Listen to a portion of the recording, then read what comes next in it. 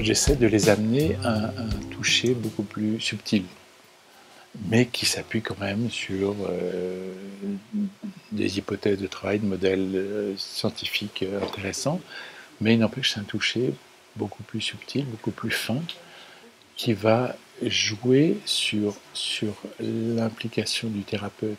On est de moins en moins invasif. On est dans un système de non-vouloir. On a un système, c'est un peu un système miroir avec les tissus.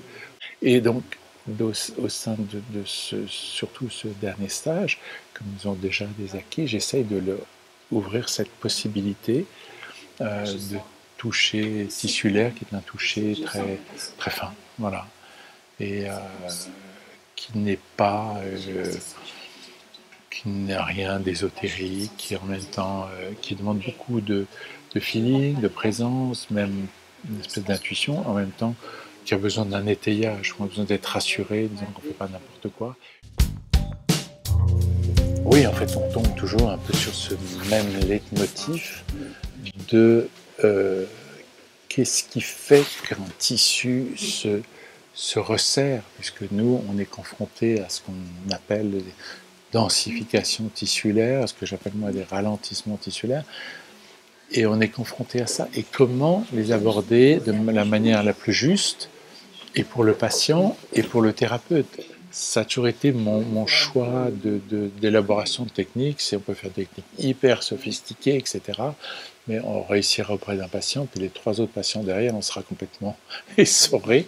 Donc, il y a ce ratio entre efficacité, qui est très important, et gestion de sa propre énergie pour être toujours au meilleur de son appréhension de l'autre, quoi. Le point commun, c'est un système, c'est ce système neurovasculaire, ces muscles lisses des artères qui vont avoir une action de serrage et qui vont avoir une action de perte de trophicité des tissus. Donc il vaut mieux s'adresser au bon Dieu qu'à ses saints, c'est-à-dire qu'il vaut mieux s'adresser à la cause. Si on peut libérer ça, il y a une espèce de réamplification tissulaire, une espèce de repneumatisation tissulaire qui se produit et les serrages se dissipent. Moi j'ai appris l'os comme une espèce comme les masques de carton bouilli qui avaient une certaine plasticité comme ça, mais qu'est-ce qui animait cette plasticité?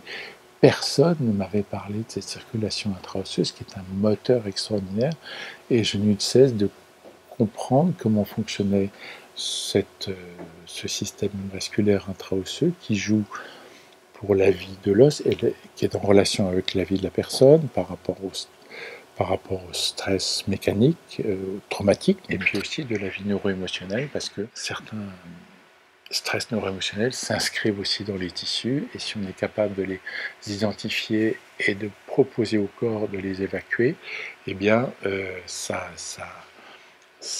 rentre dans le paramètre de réappropriation du corps de son potentiel vital, de son potentiel de santé, on va dire.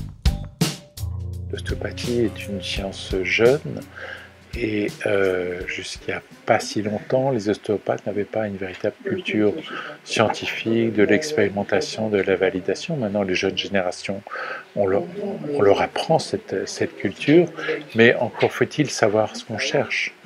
Et moi, j'ai quelques idées sur savoir ce qu'on peut chercher, ce qui peut être très intéressant, parce que j'ai déjà vécu ça dans cette expérimentation, et ce serait très très intéressant de pouvoir valider nos actions.